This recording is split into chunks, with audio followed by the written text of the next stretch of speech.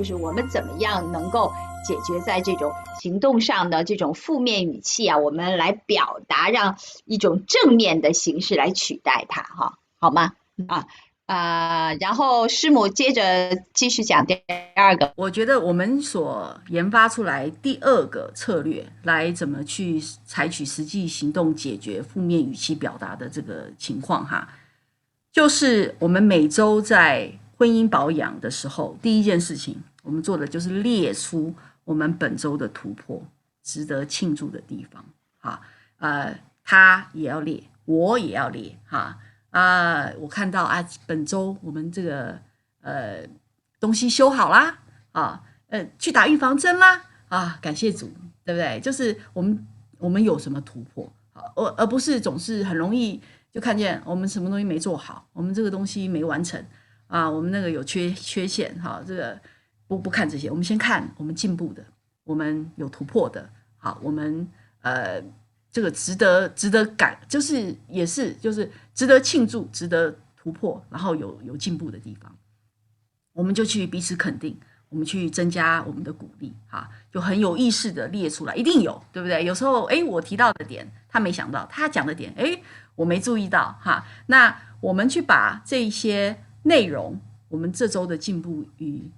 共同的努力的这个部分，哈，提出来，去光是去注意到。去提出来，去放大，就是一个去调整我们自己正面的思考模式跟正面表达的过程。那讲出来的时候，哎呀，我也很受激励。对，我们有这些进步，这不是应该的，不是理所当然的，它也被肯定，对不对？好，所以第二点就是我们每周在保养的时候，去注意，去列出这个礼拜值得庆祝跟已经有进步的地方。太棒了，太棒了，这也是非常实用的小技巧。好，那牧师有没有补充？我们不只是列出可以单方面或是我们两个共同可以庆祝的部分，我们也例如说在这一个礼拜里面，我们对对方觉得值得嘉许肯定的部分，对方就是我觉得承认一开始我就觉得好像小学生写功课一样。我之前说过，我没有这个词汇跟这个观察力，所以呢，一开始叫我写5点，我简直就是那个好像面对一个写作文一样，小学生写作文一样，绞尽脑汁慢慢一点一点写，写完就啪写了10几点，我怎么差那么多？到后来我觉得就是写，后来慢慢就一开始不但不是成为一个功课，后来可以。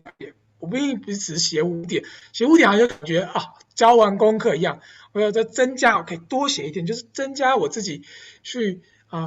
观察的能力也好，表达感恩的能力也好，都是在提升。我觉得这个就是说，看到自己也在成长。说这个不只是做功课让学人开心而已，会发现我有成长，就是